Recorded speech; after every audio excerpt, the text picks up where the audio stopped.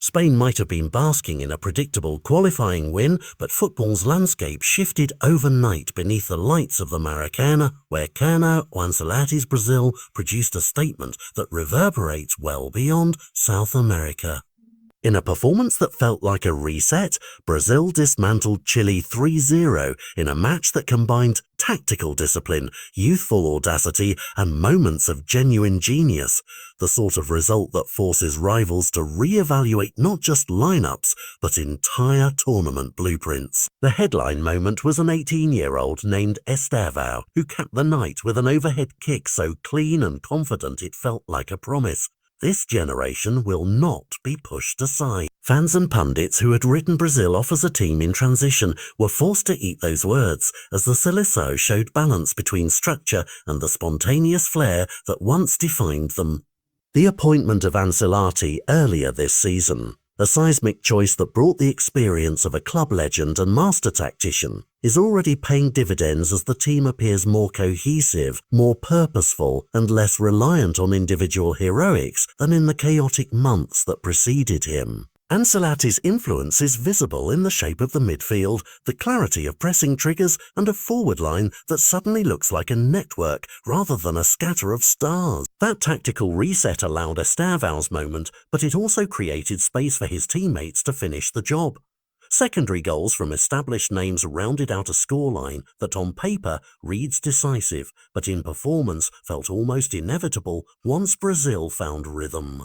Voices across the sport reacted quickly. Spanish columnist Tomás Roncero, never one to mince words, took to social media to issue a public warning to Luis de la Fuente and La Roja, insisting that Spain cannot treat Brazil as the underdog on any stage going into 2026. That warning is not clickbait.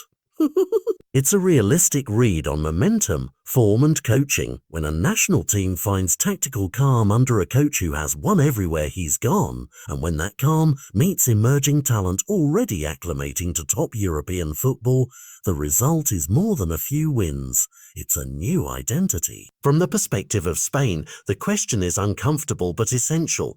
How do you prepare for a Brazil that is no longer predictable? How do you counter a side where young talents are supported by an experienced system and a coach who knows how to extract efficiency without killing creativity? The answers will demand adjustments in player selection, compactness in midfield, and a plan to neutralize transitions that, in this Brazil, look lethal. It's also worth zooming in on the players themselves. Estevão's rise is not an overnight fairy tale. He has been building confidence at club level, and his finishing in Rio was a reminder of the talent pipeline Brazil still possesses. João Pedro and others who are carving minutes at top clubs provide complementary strengths, goal threat, link-up play, and tactical versatility, making matchups tricky for opposition coaches who prefer to plan against one or two match winners rather than a full, interchangeable unit. For broadcasters, pundits, and the millions of fans watching, the immediate takeaway is a more crowded list of genuine title contenders. The 2026 World Cup was already shaping up to be a wide-open tournament. After this performance, Brazil needs to be placed near the top of any serious conversation. Spain, grateful for a win in their latest qualifier, must now absorb the reality that rivals are sharpening up and that a single result in isolation no longer tells the story. The broader implication is a tournament map that demands flexibility. Coaches must prepare schemes for teams that blend veteran leadership, tactical coherence and explosive youngsters ready to change matches in a single moment. In short, the Maracanã result is a signal flare, not just for Brazil's revival, but for the entire field to take notice.